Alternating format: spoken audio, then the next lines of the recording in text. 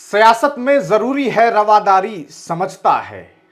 वो रोजा तो नहीं रखता मगर इफ्तारी समझता है। डॉक्टर राहत इंदौरी ने यह शेर शायद इसलिए पढ़ा था, इसलिए कहा था क्योंकि वो जानते थे कि इस मुल्क के सियासी लोग किस तरीके से लोगों का इस्तेमाल तो करते हैं, लेकिन जब ज़रूरत लोगों को उनकी पड़ती है तो ये अपनी आंखों को बंद कर लेते हैं, कानों को बंद कर लेते हैं, यहां तक कि अपने मुंह, अपने लबों को खामोश कर लेते हैं।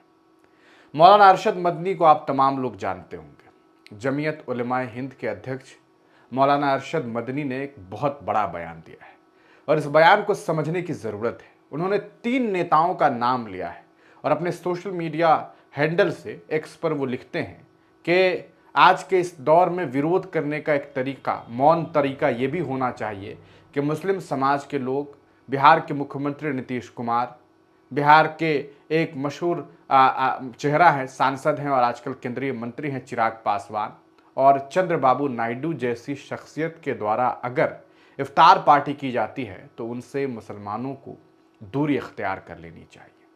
अब सवाल यह है कि आखिरकार इफ्तारी का बाइकॉट एक तरह से करने की बात एक इतने बड़े आलमी दीन क्यों कह रहे होंगे? इस बात को इस तरह से समझिए कि कितनी अच्छे तरीके से डॉक्टर राहत इंदौरी ने यह कहा था कि सियासत में जरूरी है रवादारी समझता है। वो रोजा तो नहीं रखता मगर इफ्तारी समझता है। वो मुसलमानों के साथ रहना चाहता है, इफ्तार करना चाहता है, मुसलमानों के वोट लेना चाहता है, लेकिन जब मुसलमानों को जरूरत पड़ती है तो ये बिल्कुल पीछे हट जाना चाहता है। अब आप जानते हैं कि वक्फ संशोधन बिल का मामला किस तरीके से देश में अभी चल रहा है।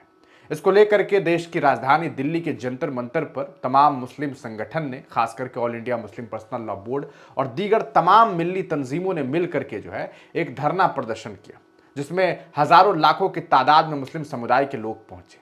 बस एक मांग, बस एक आवाज कि वक्फ संशोधन बिल को वापस लिया जाए। हुकूमत से ये बात इसलिए कही गई क्योंकि वक्फ का मामला मुसलमानों का और उसके अल्लाह का है, तो उसमें किसी तीसरे का शामिल करना क्या मुनासिब है? जो चंद्रबाबू नायडू ने अभी एक बयान दिया है कि एक मंदिर है, उस मंदिर के तमाम मेंबर जो हैं वो हिंदू होने चाहिए। क्या शानदार बयान है उनका, क्या जबरदस्त बयान उन्होंने दिया। उनका ये कहना है कि भाई मंदिर है, मंदिर की कमेटी में किसी दूसरे धर्म मजहब के लोगों का क्या काम है, वहां पर हिंदू समुदाय के लोग ही होने चाहिए। इस्तकबाल है इस बयान का, बहुत शानदार। मुख्यमंत्री जी को सलाम पेश है। लेकिन मुख्यमंत्री जी, ये दो चेहरा आपका क्यों है?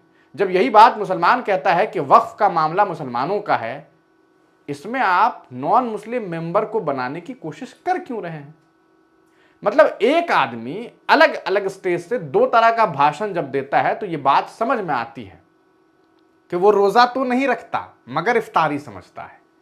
इस तरह के हालात हैं और यही वजह है कि मौलाना अरशद मदनी ने बड़ा बयान देते हुए साफ तौर पर मुस्लिम समुदाय के लोगों से कह दिया है कि भैया ऐसा है, बाइकॉट करिए ऐसे नेताओं का। और सिर्फ ऐसे नेताओं का मतलब यह है कि ये 3 चेहरे नहीं हैं, बल्कि आपके क्षेत्र में, आपके इलाके में छोटे से छोटे लेवल पर और बड़े से बड़े लेवल पर ये जो नेता है वो आपको इफ्तार पार्टी दे देंगे। जरूरत पड़ती है तो हिंदू समुदाय के भाइयों को दही चूड़ा खिला दिया जाता है, लेकिन इसी में बेवकूफ बना करके लोगों को उलझाया जा रहा है। काम कुछ नहीं है। धरातल पर, जमीन पर आकर के देखिए तो आपको पता चलता है कि ये वो लोग हैं जो सिर्फ लोगों को ठग रहे हैं और अपनी महफिल बना रहे हैं, लूट रहे हैं। अब आप खुद अंदाजा लगाइए कि जिस चिराग पासवान के पिता ने, रामविलास पासवान ने, राजनीति ही इस पर की कि मुसलमानों को हक मिलना चाहिए, दलितों को हक मिलना चाहिए, आज उनके पुत्र खुद मलाई खा रहे हैं। लेकिन अपनी ही जाति के लोगों को उन्होंने क्या दे दिया है? जो नीतीश कुमार समाजवादी नेता अपने आप को बताते हैं, वो वक्फ के मामले में प्रधानमंत्री नरेंद्र मोदी के नेतृत्व के साथ चल रहे हैं और लबों पर चुप्पी साधे हुए हैं और राष्ट्रगान में इस तरह से कर रहे हैं। ये क्या मतलब है? ये क्या मायने है? सोचने वाली बात है। मौलाना अरशद मदनी का ट्वीट हम आपको स्क्रीन पर दिखा रहे हैं, आप पढ़िए और फिर बताइए कि क्या मौलाना अरशद मदनी ने कुछ गलत कहा है? क्या उन्होंने कोई ऐसी बात कही है जो गैर मुनासिब है? यकीनन ये बात कही जा सकती है कि उन्होंने लोगों को ये मैसेज दिया है कि अगर कोई आपका काम नहीं करता है तो फिर उनकी महफिल में जाना छोड़ दीजिए। जब वक्त आपके पास हो, जब आप बैटिंग कर रहे हों, उस दरमियान अच्छे से शॉट खेलिए और फिर सामने वाले को बताइए कि देखा, कभी न कभी हमारे पाले में भी सब कुछ होता है। वो पाला होगा यकीनन चुनाव का। बिहार में विधानसभा का चुनाव कुछ ही दिनों के बाद होना है। बिहार के मुखिया नीतीश कुमार तक ये मैसेज पहुंच जाना चाहिए कि भैया, अगर वक्फ के मामले में आप हमारे साथ नहीं हैं तो हम भी आपसे हाथ जोड़ते हैं, हम भी आपके साथ नहीं हैं। आप तमाम लोग क्या कुछ सोचते हैं, अपनी राय कमेंट सेक्शन में ज़रूर दीजिएगा।